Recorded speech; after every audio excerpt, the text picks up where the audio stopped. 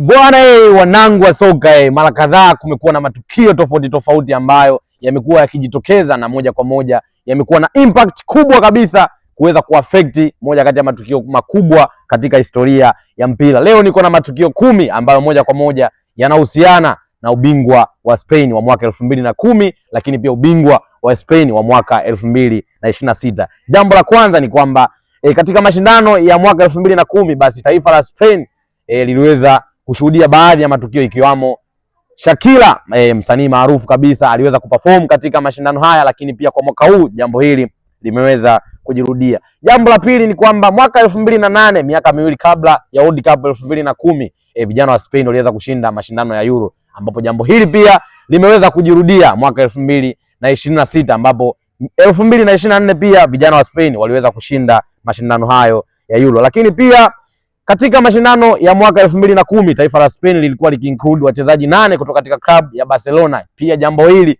limeweza kujirudia katika mashindano ya mwaka huu pia. Taifa hilo limeweza kuwa na vijana 8 kutoka katika klabu ya Barcelona. Jambo lingine ni kwamba kabla ya mashindano haya mwaka 2010 klabu ya Real Madrid basi ilikuwa ni klabu ambayo imeweza kukosa kombe lolote ndani ya misimu miwili kabla ya World Cup, jambo ambalo pia limeweza kujirudia kwa mara hii. Kabla ya World Cup Real Madrid misimu miwili wameweza kuondoka bila kutwaa ubingwa wowote ule. Lakini pia jambo la tano, mwaka 2010 Real Madrid waliweza kumtangaza Jose Mourinho kama kocha wao mpya, lakini pia jambo hili limeweza kujirudia mwaka 2026. Lakini pia jambo la sita ni kwamba klabu ya Barcelona iliweza kushinda ubingwa wa La Liga na Spanish Copa mwaka huu. Lakini pia jambo hili pia mwaka 2026 limeweza kujirudia, vijana wa Barcelona wakiweza kushinda mataji hayo mawili. Lakini pia jambo la saba ni kwamba taifa la Spain katika mashindano ya mwaka 2010 katika mchezo wake wa tatu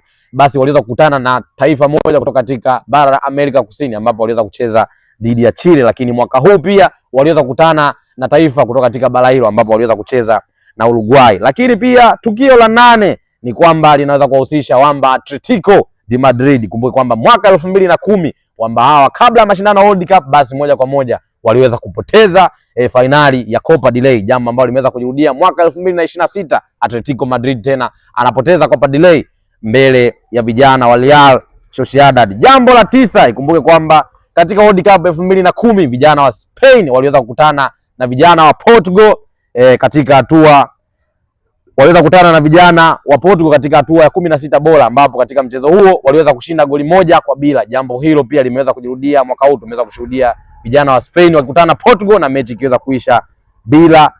Jambo la 10, kumbuke kwamba mwaka 2010 mechi ya ufunguzi ilikuwa ni kati ya Mexico dhidi ya South Africa, lakini pia jambo hili limeweza kujirudia katika mashindano ya mwaka 2026. Nazungumzia mwaka huu tuliweza kushuhudia mechi ya ufunguzi kati ya Mexico dhidi ya South Africa. Moja kwa moja kumekuwa na uhusiano wa moja kwa moja baina ya matukio ya mwaka 2010 na mwaka 2026, na moja kwa moja yameweza kuhusianisha ubingwa wa mwaka huo na ubingwa wa mwaka huu. Je, ukiwa kama mdau wa soka ulikuwa unalijua hili?